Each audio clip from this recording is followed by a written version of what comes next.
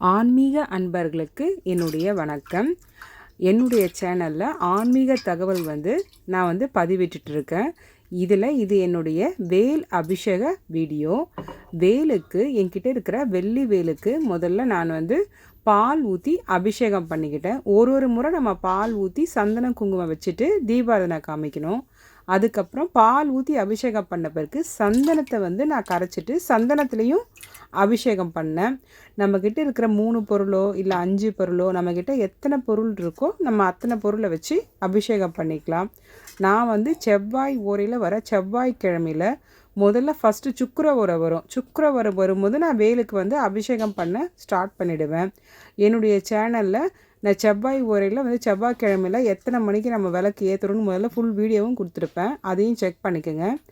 இப்போ வேல் அபிஷேகத்தை முதல்ல முடிச்சுட்டு பால் சந்தனம் விபூதி வச்சு வேல் அபிஷேகம் பண்ணிவிட்டு நான் முருகருக்கும் வேலுக்கும் பூஜை செஞ்சுக்கிட்டேன். பூஜை செஞ்சு முடிச்சுட்டு நான் சர்க்கோண வடிவை நம்ம ஓம் சொல்லிட்டு சரவண பவன் எழுதுவோம் இல்லைங்களா, இதை நான் வரைஞ்சி வச்சுக்கிட்டு அதுக்கு நான் தனியாக சாமி கும்பிட்டு பூஜை பண்ணிவிட்டு ஒரு பித்தளை தட்டில் எடுத்து நான் வச்சுட்டு 6 வெற்றிலைகளை சுத்தமாக கழுவி இந்த மாதிரி நம்ம அதில் இருக்கிற காம்பை மட்டும் தனியாக நம்ம கிள்ளி எடுத்து காம்பு எடுத்த வெற்றிலைகளை அபிஷேகம் நம்ம 6 வெற்றிலைகளை ஒன்று போல நல்லா முருகரோட மயில் தோகை மேலே விரிச்சு வைக்கணும். நம்ம விரிச்சிட்டு இந்த பலகை மேலே சர்க்கோணம் வரைஞ்சிருக்க இல்லைங்களா, ஓம் சரவண பவன் சொல்லிட்டு எழுதிட்டு நம்ம இதை நம்ம நமக்கு ரொம்ப நல்லது. அப்படி நம்ம மாக்கோலமாக இடலாம், யார் ஏற்ற கோலம் மாவு அரிசி மாவு வச்சு நான் வரைஞ்சிக்கனாலும் வரைஞ்சிக்கலாம், இல்லை சாக் பீஸில் கூட உங்களால் முடியலனா கூட சாக் பீஸில் கூட வரைஞ்சிக்கலாம். அந்த மாதிரி வரைஞ்சிட்டு மனதார முருகரை நினச்சி நம்ம வேண்டிக்கிட்டு ஆரம்பிக்கலாம்.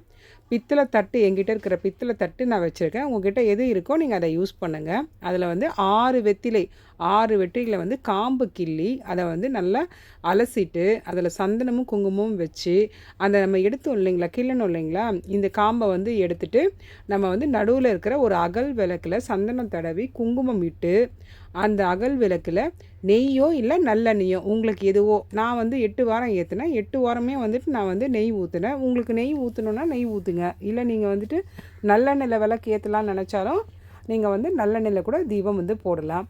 அதை தீபம் ஏற்றிட்டு மனதார முருகரை குழந்தை வேணும்னு சொல்கிறவங்க, முருகா உன்னோட அருளால் எனக்கு அடுத்த வருஷத்துக்குள்ளே குழந்தை இருக்கணும், நீயா பிறக்கணும், அந்தமாரி முருகரை மனதார நினச்சி நம்ம வழிபடலாம். இல்லை வீடு கட்டணும், எனக்கு பசங்க சரியாக படிக்க மாட்டேன்றாங்க, அவங்களுக்கு இந்த பிரச்சனை இருக்குது, இந்த உடம்பு சரியாகணும், அப்படின்னு நமக்கு எந்த வேண்டுதலாக இருந்தாலும் முருகர்கிட்ட மனமாற நம்ம முருகர்கிட்ட வேண்டிக்கிட்டால் கண்டிப்பாக அந்த பிரச்சனை நமக்கு சரியாகுங்க.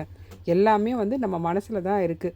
நம்ம வேண்டிக்கிட்டு நம்ம வீட்டில் நம்மளால் முடிஞ்சது கோவிலுக்கு தான் போகணுன்னு இல்லை, வீட்டில் விளக்கேற்றி வீட்டில் பூஜை பண்ணி மனதார அவங்கவுங்க இஷ்ட தெய்வத்துக்கு இப்போ முருகருக்காக இந்த வெற்றிலை தீபம் ஏற்றுற மாதிரி ஒரு நாள் ஒரு வெற்றிலை தீபம் ஏற்றி முருகரோட அருளை நம்ம